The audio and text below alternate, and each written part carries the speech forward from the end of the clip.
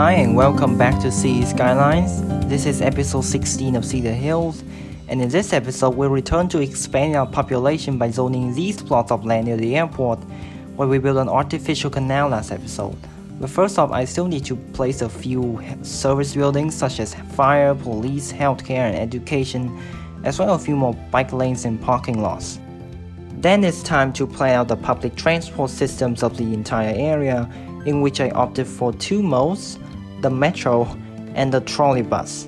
Honestly, I have never used a trolley bus system in this city before. I have used it in my other cities, but this is like the first one, and honestly I really like the way it looks with the wires on top. It's kind of like a pseudo tram, but not exactly, which, well, I just think they need, really. Now, if I had the Snowfall DLC, for example, I would have definitely just used trams.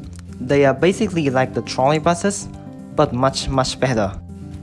Okay, so for some weird reason, this bridge here was accidentally converted into a ground road, which would instantly block the canal and pretty much just flood the entire area I just zoned. So I had to rebuild this bridge real quick.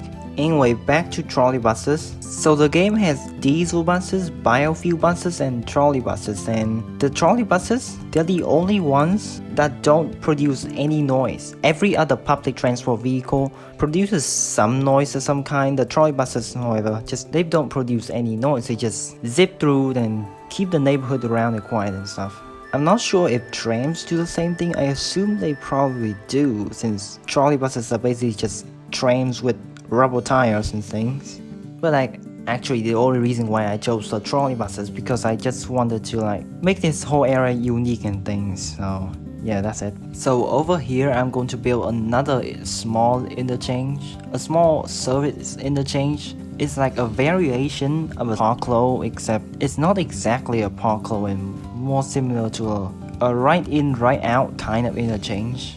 So any interchange not connected to a highway still counts as a service interchange. So yeah, service interchange it is. So the way I planned this interchange out was to build the ramps with pedestrian paths, since one, they can be destroyed by simply just placing another road on top of it, and two, they can conform to terrain. They're not self-leveling. Pedestrian paths or gravel paths both of them work well for this. Not a new park-like path though, since they have this thing called self-leveling. Did I just mention this before? Anyway, the goal of today's episode is to grow our population by 10,000 residents. Since we started at around 105,000 population, we are around 10% of the way there. The problem though is that I'm currently running City Skylines on a laptop and it runs extremely slow, even with 0 mods. I feel like the game is running around 20% compared to the normal 1x speed, let alone 2 speed or 3 speed. Those have been completely useless a long time ago. So yeah, it's going to be like a lot of waiting to get to the goal that I defined earlier. Next up is the metro. So what I decided to do was just to extend one of the lines I've already had and finish them in some kind of loop. I call it a metro beltway of sorts. Also, a little interesting tidbit, that's the only line in the entire metro network that is fully underground. Every other line has at least one portion of it above ground. Not this line, it's completely underground. Now what I'm doing right now is to separate the two metro lines running on this track here. So there will be one line going clockwise and another line going counterclockwise. Both lines, of course, have the same capacity. Well, after that, I started building a few more parks and trying to make them as varied as possible. I know, yes, there's a massive canal going through the middle of this whole area here that can function like a massive park, but City Skylines doesn't really function that way. It doesn't really have that much a large radius, so that's why I had to place a few small parks around here. The only park I try not to build is the Chirpa Balloon Tours thing because, well, it's close to the airport. That would be pretty dangerous. And another thing that I realized was that all my waste processing facilities were on one single side of the entire city, which meant that trash trucks had to drive through the entire city, go to every single waste transfer facility, and then take the long trip back. So I decided to build another waste processing complex close to the airport to better serve garbage problems on that side. And as you can clearly see, I'm having quite a bit of trouble trying to build a nice looking interchange to the waste processing area.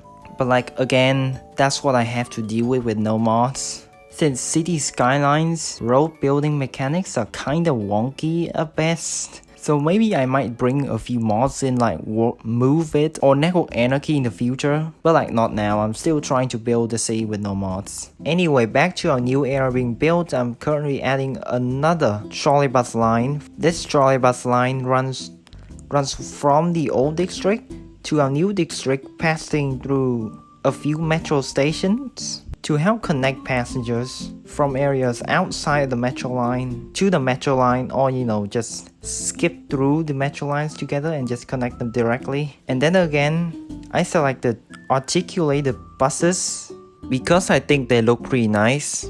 At this point in time, we've only had 2,000 people move into the city, which, while it's progress, it's not exactly the 10,000 I initially wanted. So I guess it's time for more building and waiting.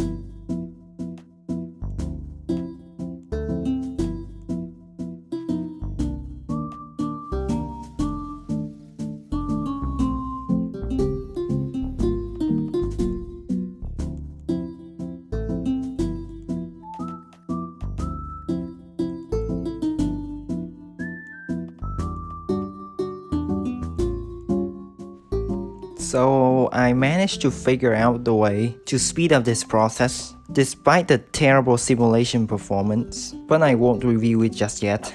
In the meantime though, I decided to build one more ramp from this road to the highway. Yes, I know one ramp is missing, but I don't think we really need it right now. So I'm just gonna leave it like that and maybe add it later when there's more demand. After that, I move on to decorating this roundabout over there. So at first I decided to put some lights in and decorate with a few small trees. And then I was like, what if I place rocks in there? Ended up with this, which looks nice, until I realized that trees and foliage had spilled onto the roundabout itself. That must be pretty annoying for drivers. So I removed the old rock and tried looking for a replacement, and ended up with this. And then I just placed some foliage around it like that, and placed a few red trees and purple trees. I think they are called cherry blossoms. I don't actually remember tree names. And honestly, it turns out pretty great. I also added a few tall pine trees around the roundabout as well as the nearby bike path, and as you will see in the time lapse, they look amazing as well. Wait, did I say time lapse? Yeah, that's a secret plan I discussed earlier. I'll just let the game run at comically slow speeds while I went out and did other things. And since I've already zoned most of these areas off camera, including residential, commercial, and offices, they will one by one slowly pop up, and the residents will move in and populate the city. And here's how that process looks like. I just pointed the camera at one specific point of the city, and then turned on free camera mode, and just waited there for like several hours.